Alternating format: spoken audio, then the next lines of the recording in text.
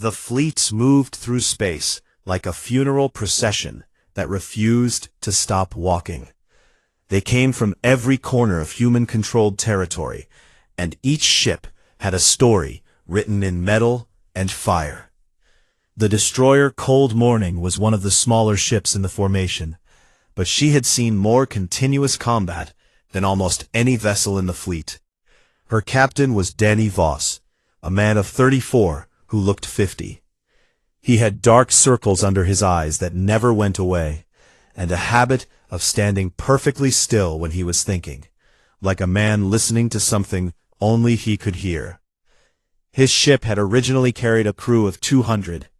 Now there were 43 people on board, and every single one of them knew the name of every single person they had lost.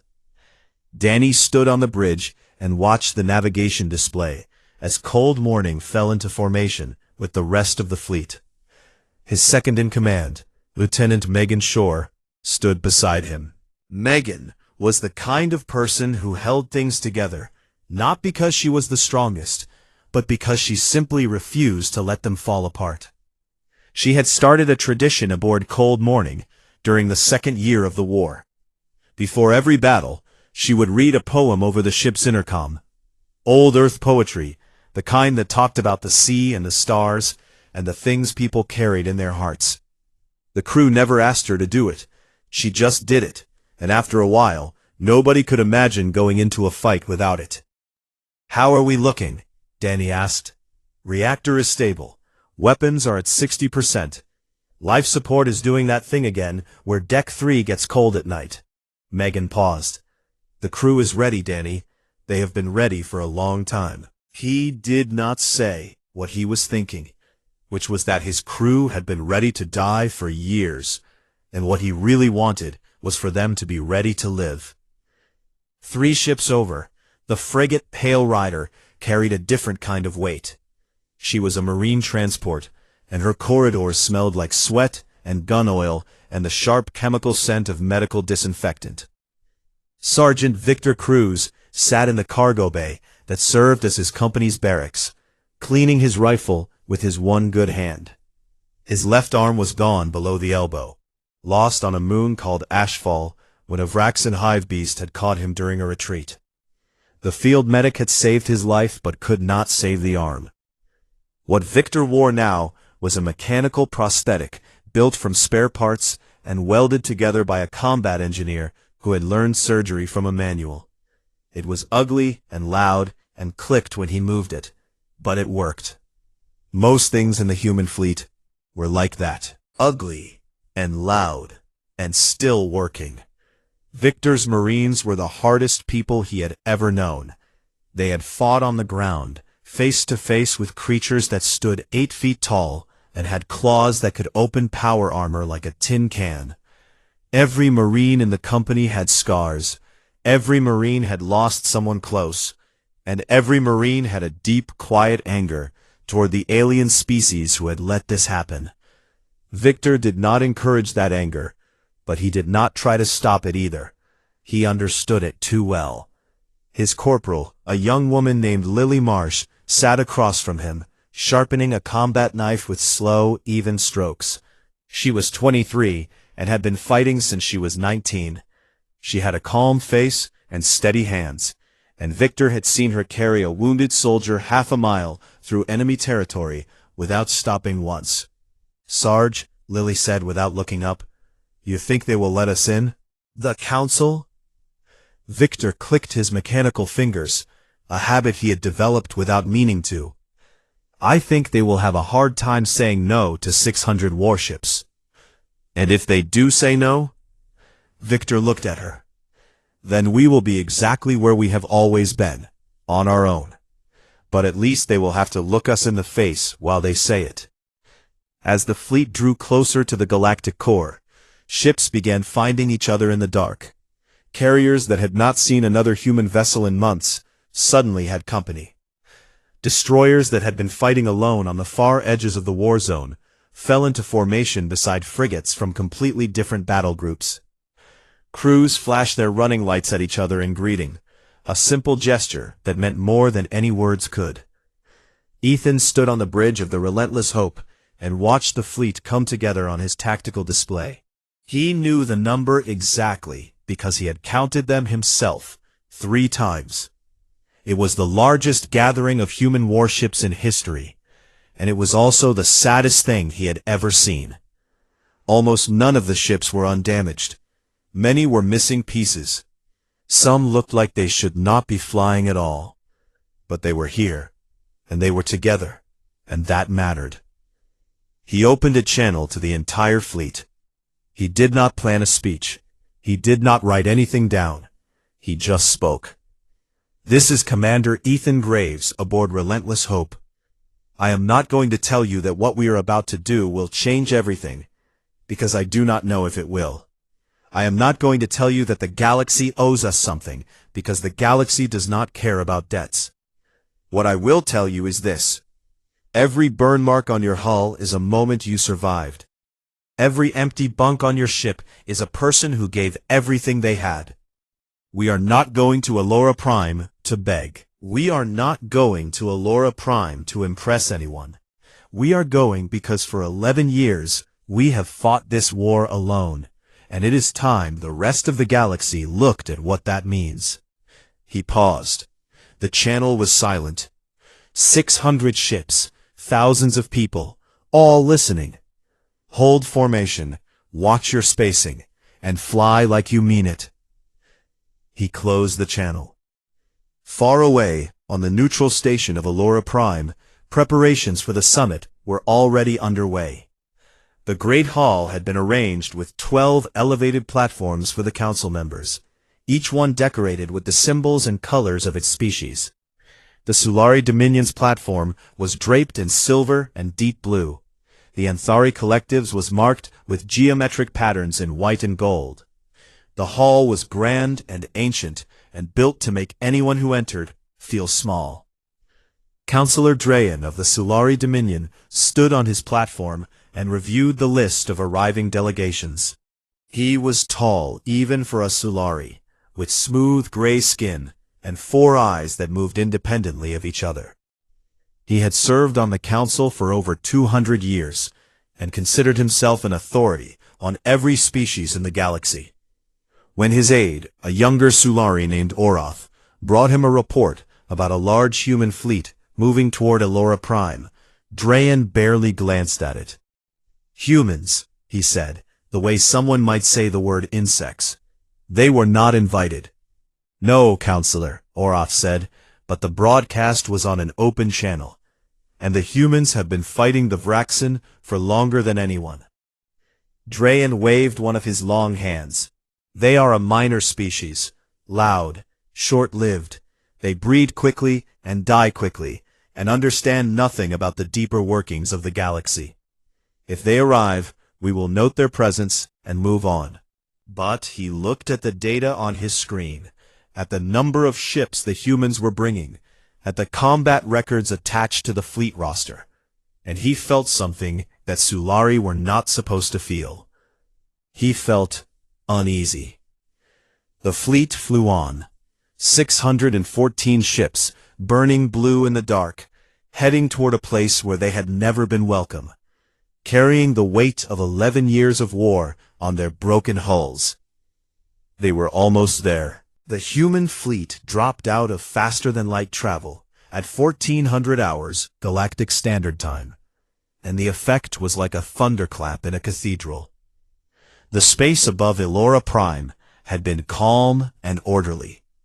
The council species had sent their finest vessels, diplomatic yachts with polished hulls and gentle curves, ceremonial warships that had never seen a real battle, transports decorated with cultural markings and lit from within like floating lanterns. Everything was clean. Everything was elegant. Everything said, "We are civilized and we are in control." Then the sky tore open, and 614 human warships came through. They came in tight formation, row after row after row, and every single one of them looked like it had been dragged through a war zone, because every single one of them had. The lead ship, Relentless Hope, had a hull so scarred that her original paint color was impossible to guess. Behind her came destroyers with blast marks running the length of their bodies, frigates missing weapon arrays, carriers with fighter bays welded shut because there were no fighters left to fill them. One ship near the back of the formation was missing its entire port engine housing and was flying on a single engine with a slight list to the left, like a wounded animal that refused to lie down. On the observation deck of Allura Prime, every alien delegate stopped what they were doing and stared. The Sulari ambassadors went still. The Anthari analysts began running scans, and the numbers they got back made them check their instruments twice. The Cathani delegation, a species known for their size and their confidence, took a collective step back from the windows. Nobody had ever seen anything like this. Counselor Drayan was in the Great Hall when the reports came in. He read them with all four eyes and said nothing for a long moment. 614 combat vessels, thousands of crew. A fleet that by all reasonable analysis should have been dead 10 times over. And yet here it was, holding formation above the most important diplomatic station in the galaxy. Orath stood behind him and did not say, "I told you so." He did not need to. Ethan opened a communication channel from the bridge of the Relentless Hope. His voice was steady and clear, and he spoke in the formal tone that Katie Morris had coached him on during the journey, though his accent and his bluntness came through regardless. "This is Commander Ethan Graves of the United Earth Coalition, speaking on behalf of the human species. We have received the Council's broadcast regarding the Vraxen threat. We are here to attend the summit. We request permission to dock a shuttle and send a delegation to the hall." The channel was silent for almost a full minute. Ethan waited. 11 years of war had taught him that patience was just another weapon. The council erupted into argument. Drayan moved immediately to deny entry, calling it a breach of protocol and an insult to the council's authority. The humans had not been invited. They were not a recognized member species. They had no right to attend. Several other counselors supported him, not because they agreed with his reasoning, but because the sight of those ships had frightened them, and frightened people often hide behind rules. But Counselor Yamara of the Anthari Collective stood and spoke in the calm, measured voice that her species was known for. She was small by alien standards, barely taller than a human, with silver skin and large dark eyes that seemed to take in everything at once. She said that the purpose of this summit was to address the Vraxen threat. She said that the humans have been fighting the Vraxen for 11 years. She said that the human fleet currently overhead represented more practical combat experience against the swarm than every council species combined. And she said that refusing them entry would not only be foolish, but would also be exactly the kind of arrogance that had allowed the Vraxen to grow into the threat it now was. The chamber went quiet. Yamara sat down. The vote was narrow, but permission was granted. Ethan chose his delegation carefully. He brought Katie Morris, because she understood words and how to use them in rooms where words were weapons. He brought Nick Holloway, because Nick carried the authority of a man who had commanded ships in battle and survived. And he brought Sergeant Victor Cruz, because Victor was a living reminder of what this war looked like up close. They took a shuttle to the station and walked through the grand corridor that led to the council hall. The corridor was wide and tall, built for species much larger than humans, and the walls were lined with carvings that depicted the history of the council going back thousands of years. It was meant to impress.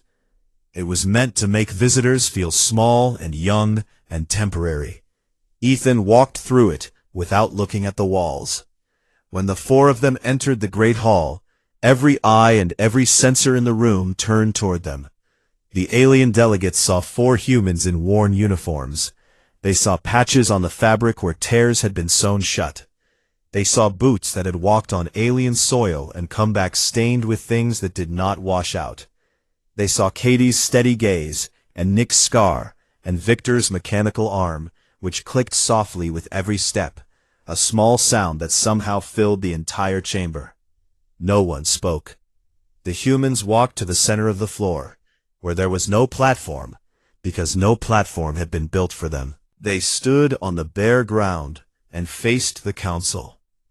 Drayan spoke first. He looked down from his elevated seat and said, in a tone that was meant to be dismissive, but came out slightly too careful, "The council acknowledges the presence of the human delegation.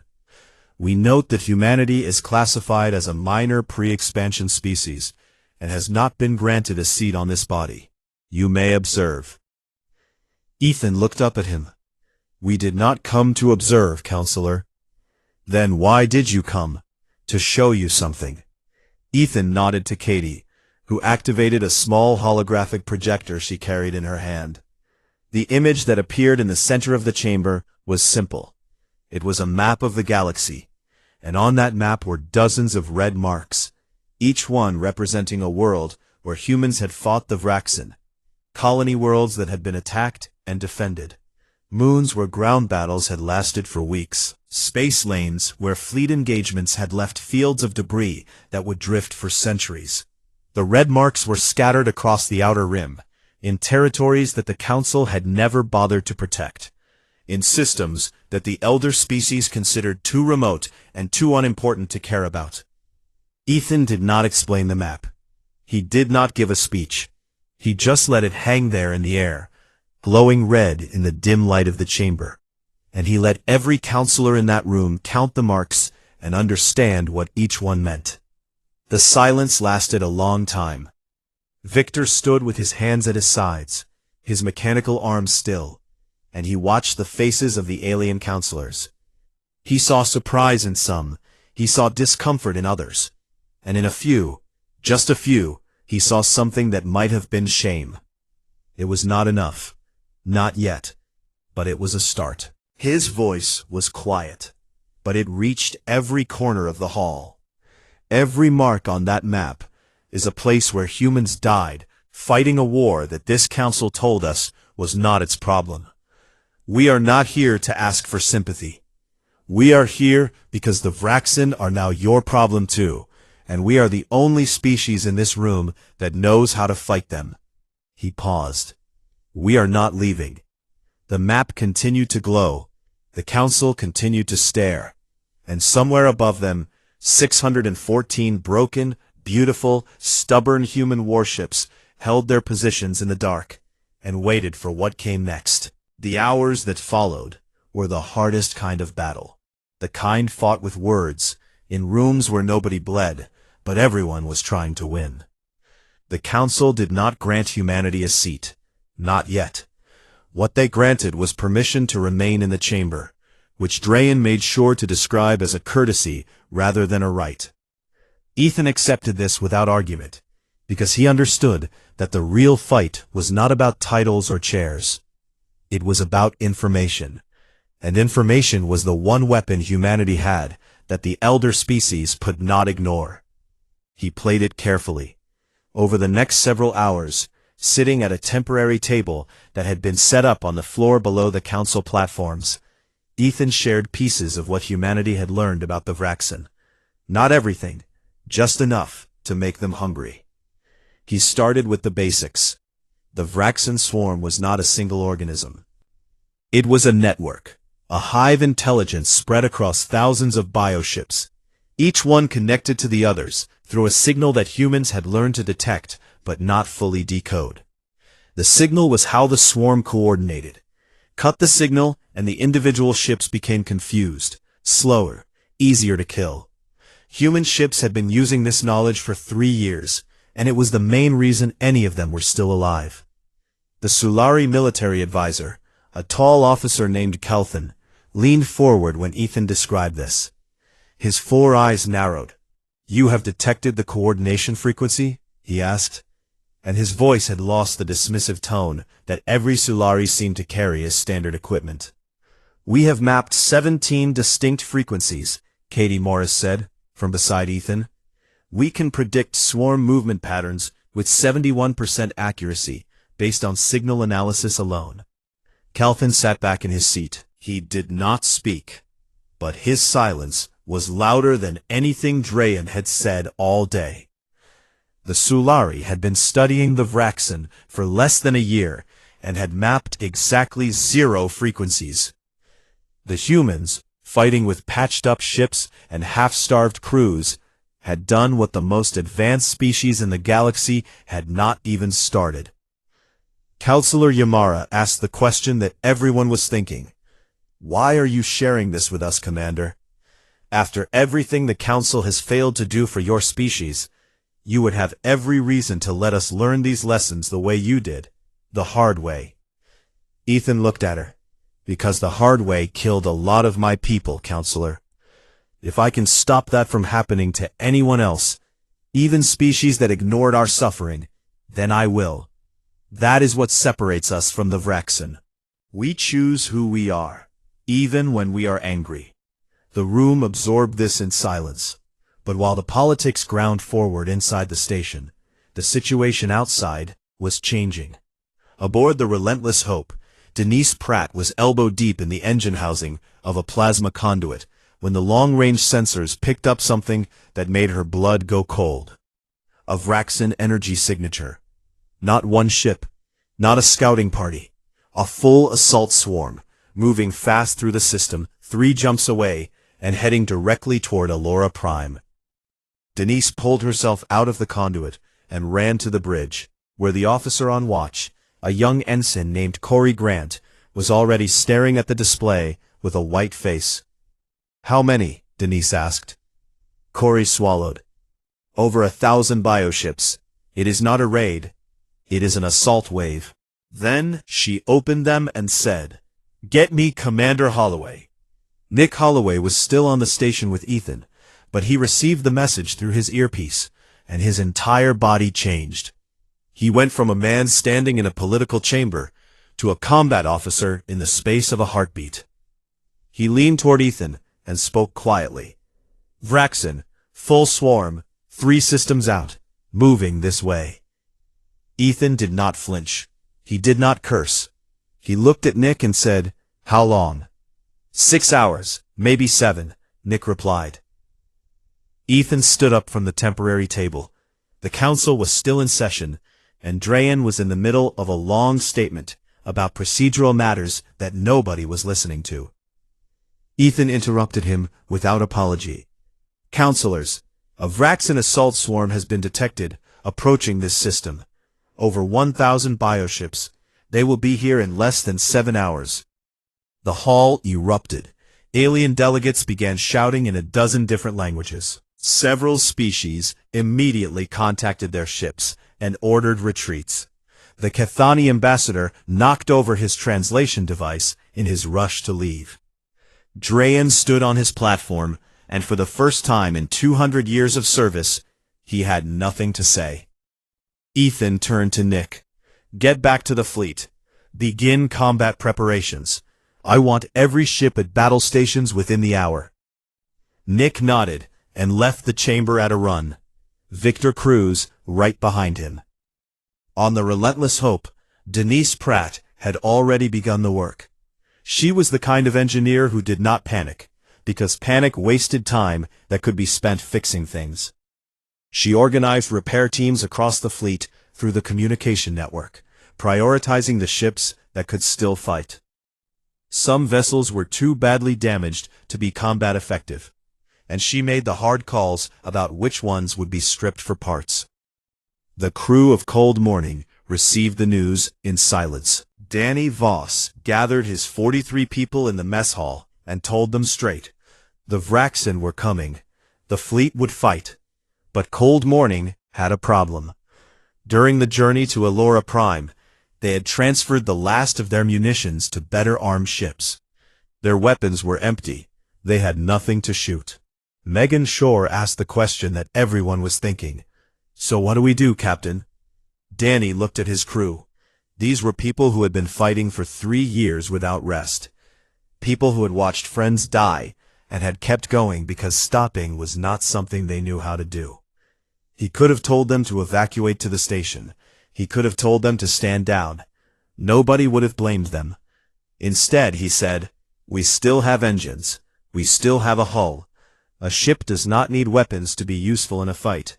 We put ourselves between the enemy and the things we are trying to protect, and we hold the line." Nobody asked for a different answer. On the station, Ethan stood alone in the chamber as the alien delegates scrambled around him. Counselor Yamara approached and asked him the same question she had asked earlier, but this time the meaning was completely different. "What do you need from us, Commander?" Ethan looked at her. "Stay out of our way, and watch." He walked out of the chamber and headed for the docking bay.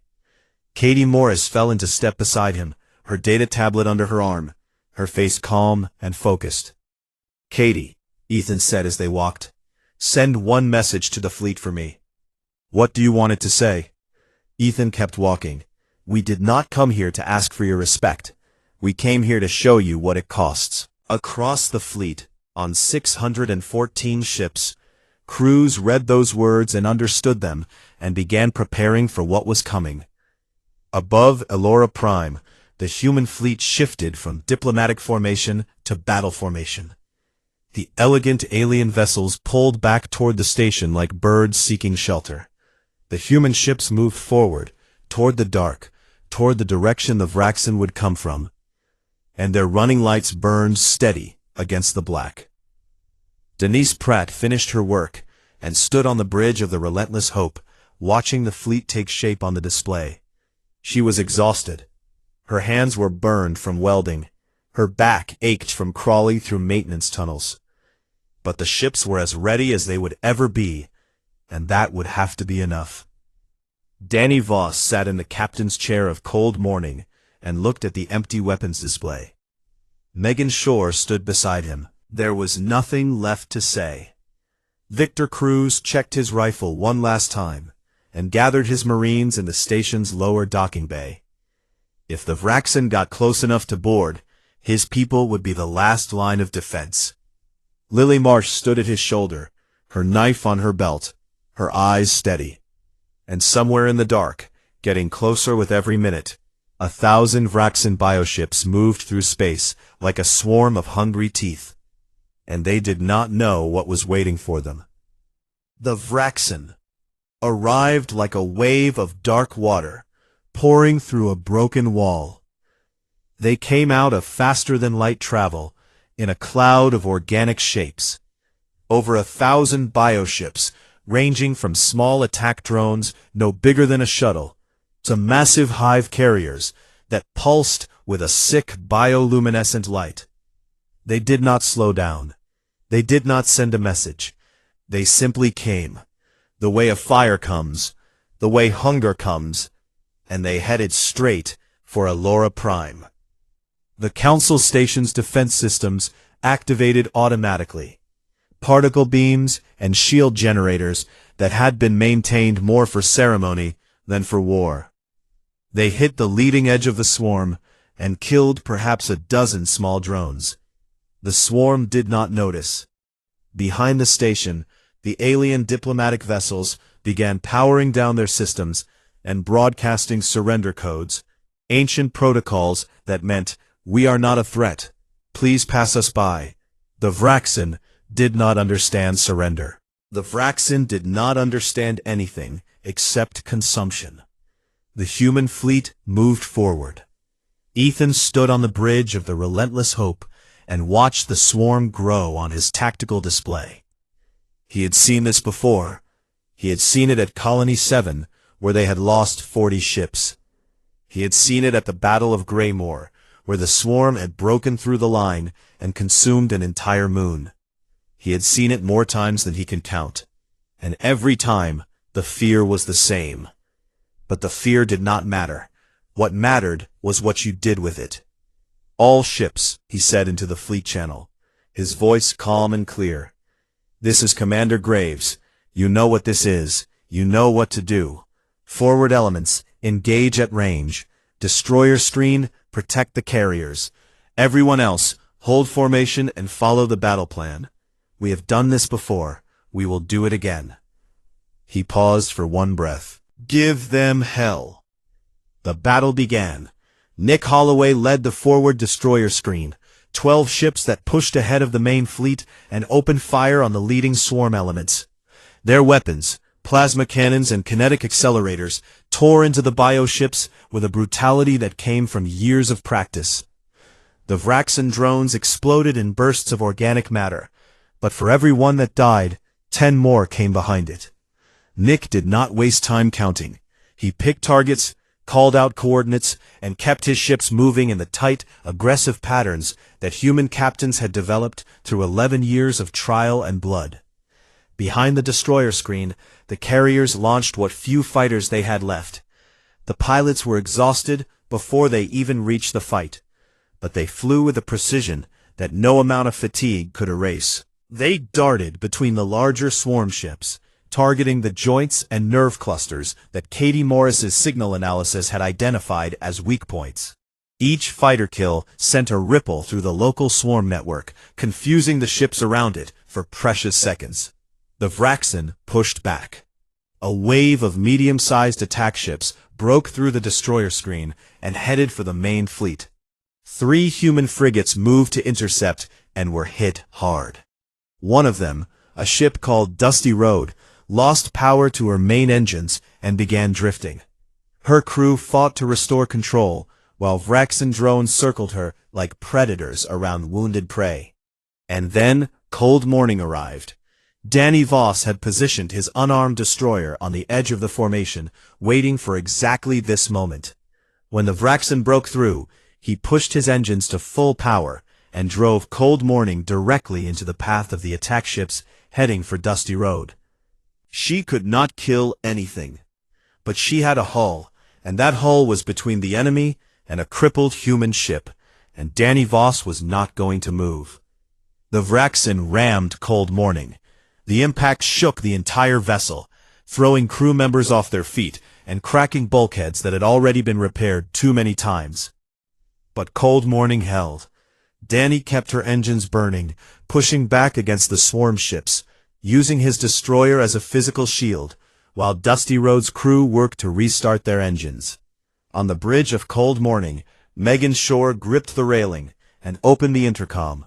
The ship was shaking so hard that the lights were flickering, and somewhere below them, a hull plate was groaning in a way that meant it would not last much longer. Megan did the only thing she knew how to do. She read a poem. Her voice was not steady.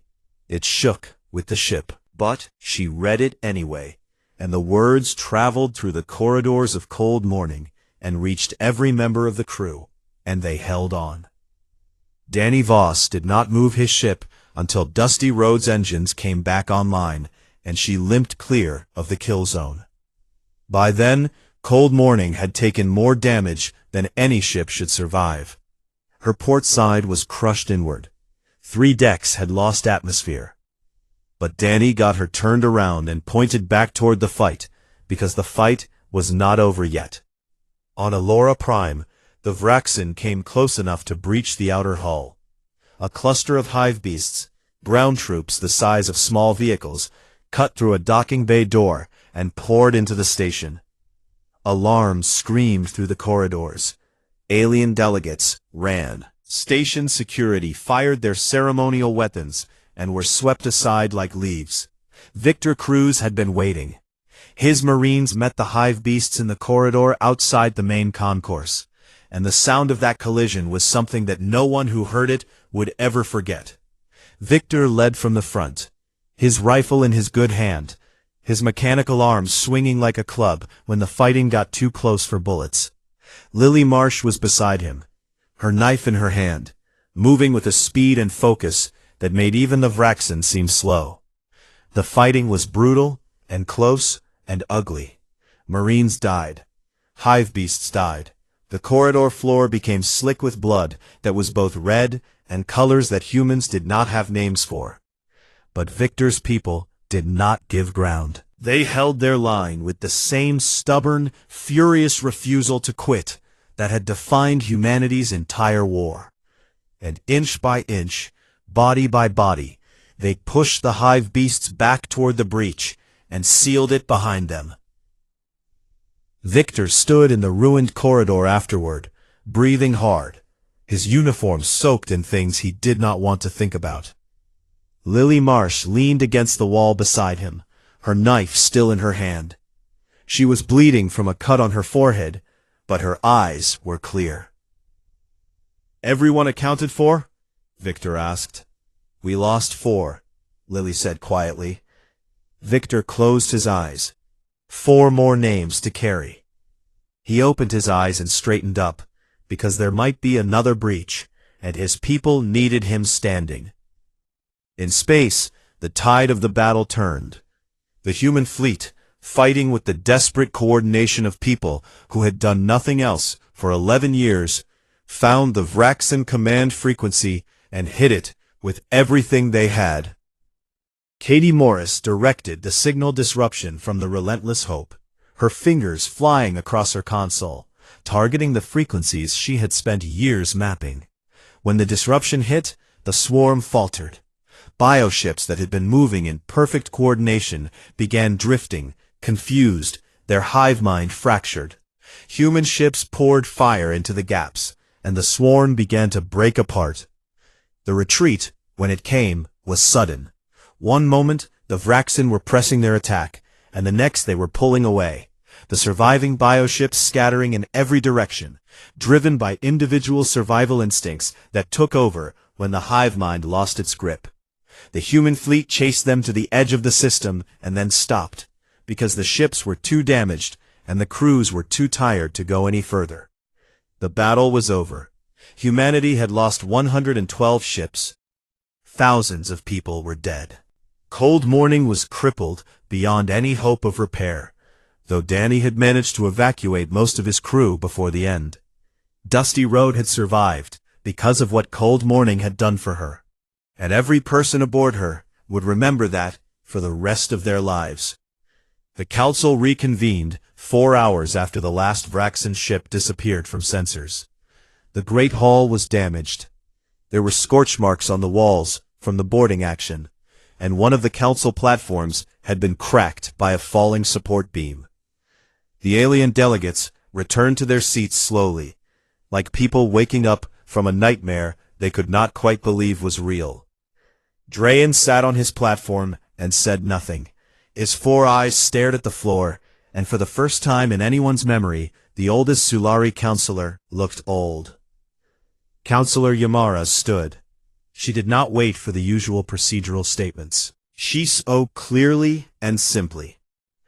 "I move that the United Earth Coalition be granted a permanent seat on the Galactic Council of 12. Not as a minor species, not as an observer, as a full and equal member, with all the rights and responsibilities that come with that status. They have earned it. Anyone who is in this hall today, or watching from orbit, knows they have earned it." The vote was called. It was unanimous. Ethan Graves accepted the seat on behalf of humanity. He stood on the floor of the Great Hall, in the same spot where he had stood hours before, without a platform beneath him, and he spoke briefly. He did not boast. He did not list victories. He did not point fingers at the species who had ignored humanity for a century. He said, "My people have been fighting alone for a long time. We are tired. We are hurt. We have lost more than I can describe. But we never stopped, and we never turned away from a fight that needed fighting, even when nobody was watching and nobody cared. What I want, what all of us want, is to make sure that no species in this galaxy ever has to fight alone the way we did. That is why we came here. That is why we are staying." He sat down. The chamber was quiet. Outside, above the station, the human fleet held formation. The ships were more damaged than ever. Some were barely holding atmosphere. Crews were exhausted beyond anything that sleep could fix. Repair teams were already working, patching holes and sealing breaches, doing what they had always done, keeping things running with whatever they had. The Relentless Hope drifted at the center of the formation, her engines glowing softly, her scarred hull catching the light from the distant stars. She was ugly. She was the most beautiful thing in the sky. The running lights of 602 surviving ships burned steady in the dark. They were not leaving. They were not going anywhere. They were, at last, exactly where they belonged. The carrier Relentless Hope drifted through the black silence of deep space, and she looked like a ship that had been through hell and dragged herself back out. Her hull was covered in burn marks and dents. Whole sections of armor plating had been torn away and replaced with alien metal that did not match, welded on in rough patches by tired hands. She was ugly. She was broken in a dozen places. But her engines still burned, and her crew still breathed. And in the 11th year of a war nobody thought humans could survive. That was enough. Commander Ethan Graves stood on the bridge with his hands behind his back, watching the damaged crew's work through the forward observation window. Two men in vacuum suits were sealing a crack in the outer hull with a plasma torch, their movements slow and careful. They had done this so many times that they did not even need to talk to each other anymore. Ethan watched them and felt the familiar weight in his chest, the one that never left, the one that came from knowing that every single person on this ship had given more than anyone should ever have to give. The war with the Vraxan swarm had started when Ethan was still a lieutenant. 11 years ago, the first hive ships had appeared at the edge of human space and begun eating colonies. Not conquering, not negotiating, eating. The Vraxan were biological machines, a swarm intelligence that consumed organic matter and used it to build more of itself. They did not talk. They did not stop. And when humanity had sent desperate messages to the Galactic Council of 12, the governing body of the oldest and most powerful species in the galaxy, the answer had been silence. The Council had declared humanity a minor pre-expansion civilization over 100 years earlier, and had never updated that status. As far as the elder species were concerned, humans were not important enough to save. So humans saved themselves. It cost them more than Ethan could count. He was thinking about this when Lieutenant Katie Morris appeared at his side. Katie was the fleet's chief communications officer, a small woman with sharp eyes and a voice that could cut through static like a knife. She was holding a data tablet, and her face had an expression Ethan had not seen in a long time. She looked surprised. "Commander," she said, "I picked up something strange on the long-range array. It is an encoded transmission from the Galactic Core, a formal broadcast on the Council's open channel." Ethan took the tablet and read the message. It was a summons. The Galactic Council of 12 was calling an emergency summit at Elora Prime, a neutral station near the center of the galaxy. All spacefaring civilizations were invited to attend. The reason was written in the dry, careful language that alien diplomats always used, but the meaning was clear enough. The Vraxan swarm had begun attacking Council member worlds. The elder species, who had watched humanity bleed for over a decade without lifting a finger, were now afraid. Ethan read the message twice. Then he read it a third time. Then he looked at Katie and said, "Get me Commander Holloway and Chief Pratt. Now." 20 minutes later, the three of them stood in Ethan's quarters, which were small and plain and had a crack running across the ceiling that nobody had time to fix. Commander Nick Holloway was the fleet's tactical lead, a tall man with a shaved head and a scar that ran from his left ear to his jaw. He had gotten it on a boarding action 2 years ago and wore it without shame. Chief Engineer Denise Pratt was the reason the Relentless Hope was still flying. She was a broad-shouldered woman with grease permanently under her fingernails and a mind that could solve mechanical problems the way other people solved crossword puzzles. Ethan showed them the message. Nick read it and laughed, but it was not a happy laugh. It was the laugh of a man who had been told that the people who ignored his house burning down now wanted his help putting out their own fire. They want a summit, Nick said. They want to sit in a pretty room and talk about the Vraxen like it is a new problem. It is a new problem, Denise said quietly. For them. Ethan let the silence sit for a moment. Then he spoke. We were never given a seat on that council. We were never even recognized as a real civilization. They left us to fight alone, and we fought alone, and we are still here. Now they are scared, and they are calling for help without saying the word help, because they are too proud to say it. I think we should go. Nick raised an eyebrow. Go to the summit? Go to the summit, Ethan said, but not quietly, not with one ship and a polite request. I want every warship we have, every carrier, every destroyer, every frigate that can still hold atmosphere. I want the entire fleet to show up at Allura Prime, and I want the Council to see exactly what humanity has been doing while they looked the other way. The room was quiet. Denise looked at the cracked ceiling, and then back at Ethan. Most of our ships are held together with scrap metal and stubbornness, she said. I know, Ethan said. That is the point. He contacted Admiral Laura Beckett at Earth's War Command through a secure channel that took 11 minutes to connect because the relay stations were half destroyed. Laura Beckett was 62 years old and had been running the war effort for 6 of those years. She had sent more soldiers to their deaths than most alien species had ever put in uniform, and she carried that knowledge in the deep lines of her face and the steadiness of her voice. Ethan explained his plan. She listened without interrupting.